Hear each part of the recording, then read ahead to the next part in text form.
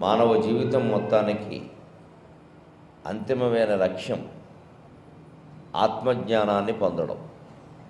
మనం ఎన్ని దేవాలయాలు నిర్మించుకున్నా, భగవంతుడిని ఎన్ని రూపాల్లో ఆరాధించినా అంతిమంగా ఒకే లక్ష్యం, మనమెవరో తెలుసుకోవడమే. మనమెవరో మనకి తెలుసు కదా, మగో ఆడో తెలుస్తోంది, మనుషులమని తెలుస్తోంది, ఇంకా రకరకాల వ్యవహారాలు తెలుస్తున్నాయి. ఫలానా కులమని, ఫలానా మతమని, ఫలానా ప్రాంతమని, వీళ్ళు నా వాళ్ళని, వీళ్ళు వేరే వాళ్ళని, ఇవన్నీ తెలుస్తున్నాయి కదా. ఇంకా తెలుసుకోవలసింది ఏమిటి? నేనెవరో తెలుసుకోవడం అంటే ఇంకేమిటి? ఎవరా తాను అంటే ఇప్పటి వరకు మనకు తెలిసిన ఇదంతా పచ్చి అబద్ధం. మనం ఈ శరీరం కాదు.